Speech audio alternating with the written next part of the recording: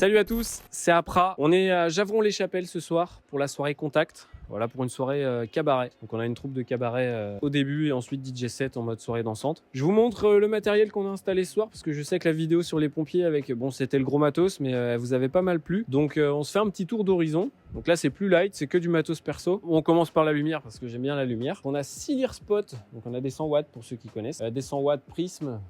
Ça marche largement pour le type de la salle, c'est plus vite monté, c'est moins encombrant, ça consomme pas, donc c'est le top du top. Et en haut, on a 4 wash 36x10 pour de la couleur avec un zoom. Ça, un gros stromboscope pour le set techno à la fin, pour envoyer de la patate aussi. Après, on a donc nos écrans, donc qui était en devanture DJ sur la soirée des pompiers et qui là travaille en contre plutôt avec un gros panneau central de 2 panneaux et 2 frites sur les côtés pour élargir le set. Bon là on est sur un pont de 4 mètres donc on est plus condensé mais ça va bien marcher pour ce soir. En effets spéciaux, donc sur le devant de scène toujours la fumée verticale, donc on a incliné pour vraiment aller tirer dans le public. Et puis nos étincelles froides toujours pour l'effet pyrotechnique. J'ai mon Sunlight j'ai perdu mon mapping MIDI donc j'ai pas eu le temps de remapper ma petite console, donc j'ai dit tant pis, on prend la bonne Grand-Ma. C'est un peu gros pour ce qu'on a à faire mais ça fait très bien le boulot la Grand-Ma.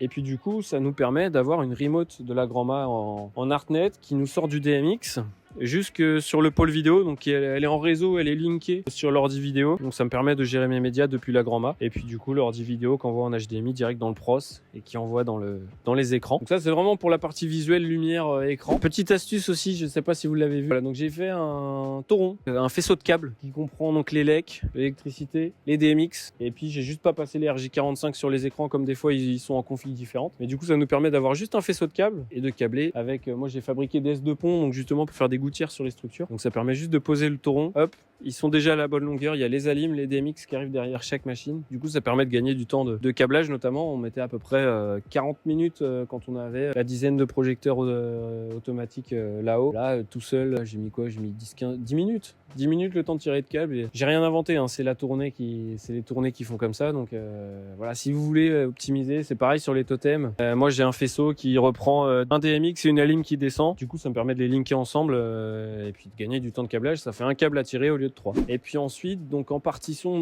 toujours platine des DJI de chez Pioneer. Moi ça me suffit. Ça fait très bien le boulot, c'est compact, c'est efficace. Et puis ensuite en système son, donc le FBT avec, on a essayé une configuration différente avec les satellites au plateau là-haut. Et puis en dessous, alors d'habitude moi je mettais tout sur scène parce que j'avais peur avec les subs, on a toujours peur des bières qui tombent, etc. Et là du coup la configuration de la scène elle nous permet d'avoir les subs juste sous l'avancée.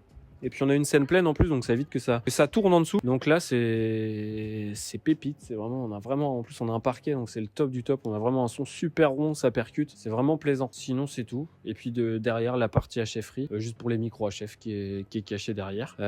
Donc on a le plateau qui est laissé dispo, donc justement pour nos danseuses ce soir en première partie de soirée. Et puis ensuite on a la régie, paf, qui va venir dans le milieu pour envoyer les watts ensuite. Donc voilà.